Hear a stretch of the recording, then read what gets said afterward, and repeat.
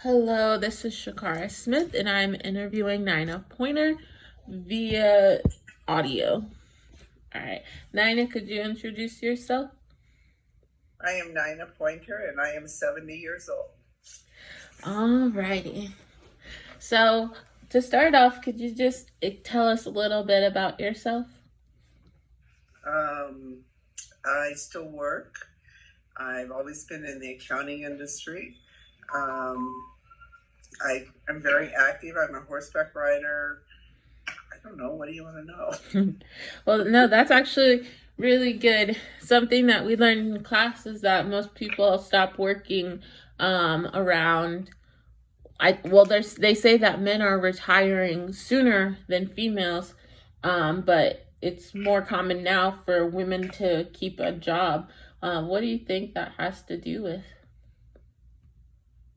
Because I think women want to keep their brain working, number one. Um, it gives you stimulation, gives you people every day, gives you a project.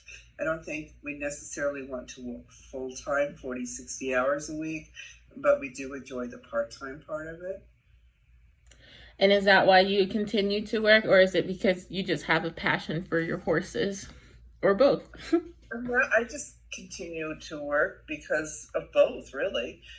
I'm very blessed because I work for my brother and a friend of his who own a trash company. I also work because we own a business and I can stay active with it. I don't know, it just gives me something to do. Mm, that's good. And when you think back to like your grandmother or even your mother, did they do the same thing? Like, were they working into their 60s and 70s, or did they retire early? Or was it a completely different time where they just didn't, they stayed in the home? My grandmother stayed in the home. So my grandfather owned a grocery store, and I guess they probably did that together. And then they sold it when my grandfather was in his late 60s. But my mother stayed working too, again, part time. And then when she didn't work part time, she was an avid deliverer of Meals on Wheels and things like that.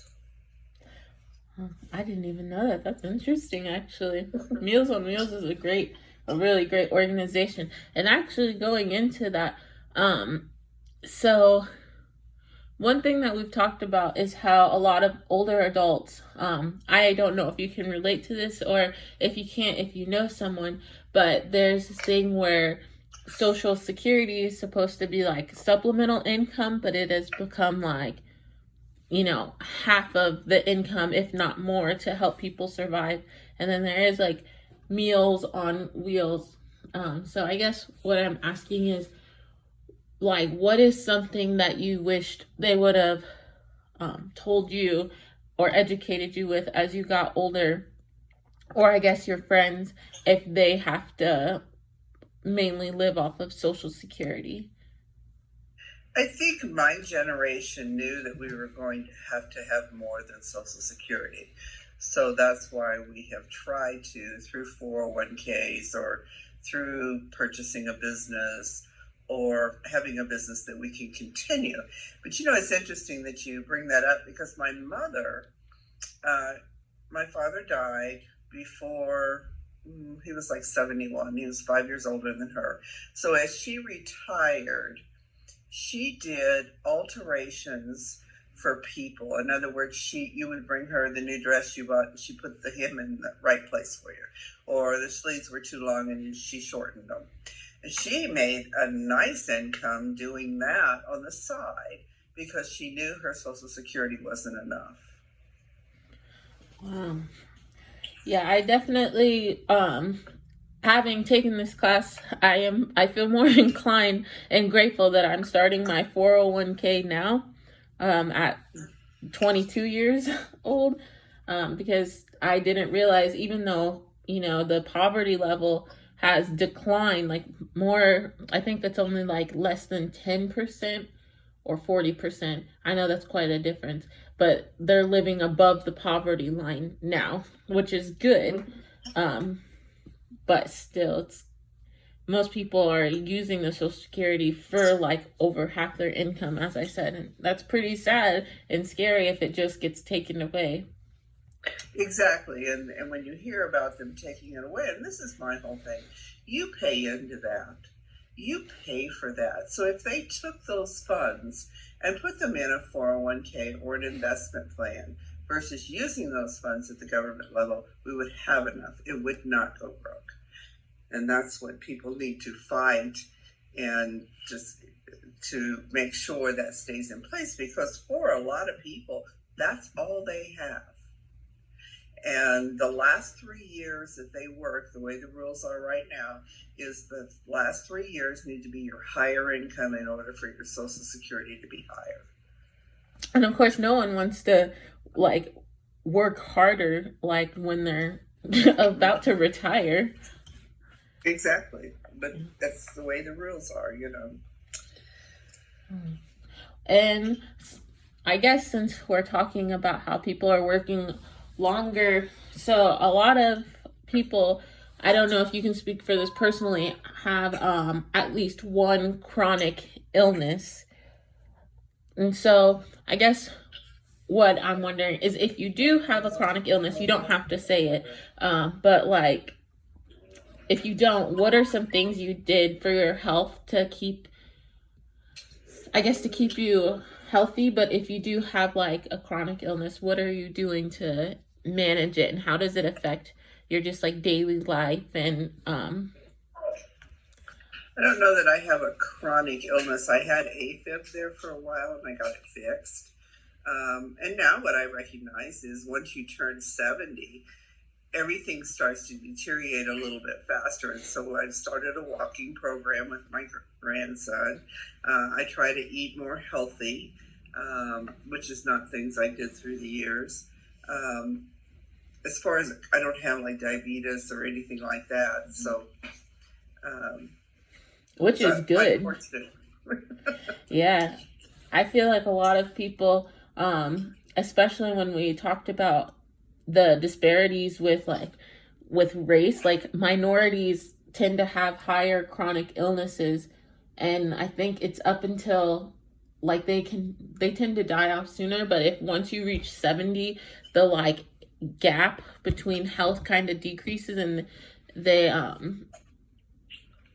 pretty much age the same at that point. But up until then, due to all the chronic illnesses and the living situations, it's an unfair gap. I will agree with you. Plus, the other thing is this saddens me, and I think we're switching and hopefully getting this to be a better program. But the convenient foods are cheaper, which are full of sugar and chemicals, than produce and real fruits and things like that. And so therefore, if your income is limited, you go towards those things of fast foods, convenient foods, all those things in a box, which then leads to chronic illness. And that's where it really bothers me, because the produce is higher. I understand why they do it. I get it. But that has to change. Plus, we have to teach people how to cook. That is true. I also like, if you just take a trip down Troost or the Paseo, you can automatically see like the lower income areas have so many fast food places, and then the closest Whole Foods is like, or Aldi's is, I think, like, it's not even on Troost or Paseo. It's like 3 or 4 blocks over. Yes, I agree. And Whole Foods, they can't even afford to walk in the door. Because even myself, who can afford it, I look at it and go, wow, Yeah. Where you can go pick up a McDonald's for $2. A whole meal for $2. Okay. So I guess my next question is, have you felt affected by ageism, which is like a prejudice or stereotype applied to older adults just based on your age? I have not, but I'm pretty outgoing, so. People would be afraid to probably say anything to me. Which is good because ageism shouldn't even exist, especially with the time we're headed towards where everyone is kind of getting healthier and more active. Well, I don't know if I can necessarily say that because, we also have the obesity problem. But then if you look at the news and stuff, it seems like people are getting better. So I don't know. I guess it just depends on where you live and where you look. That's exactly right. Okay. And I won't keep you much longer, but the last question I just have, since I'm going to be a future nurse, what is something that you would suggest I should consider or know as a nurse that will deal with the older population? Like, what is something I could learn or do that would make me more like culturally sensitive or not accidentally speak with like some type of ageist attitude? Okay, I guess the thing that I always want to remind younger people is inside that older body, that person still thinks they're young. And so even though their body maybe can't do what they want it to do or think it should do, inside that body and inside that brain, they still think, if you're 70, you think you're 50. If you're 80, you think you're 60. Just remember that, which you do. I have experience that you do that. So just keep that attitude and you'll be fine. Well, thank you. And thank you for giving me so much, like 15 minutes of your time. I know that you are pretty busy, so thank you for that. Okay, you're welcome. All right. I'm just going to stop the video real quick and then I'll say proper goodbyes to you. Okay. All right. So that was my interview with Nina Pointer. And this is the end of the video. Thank you.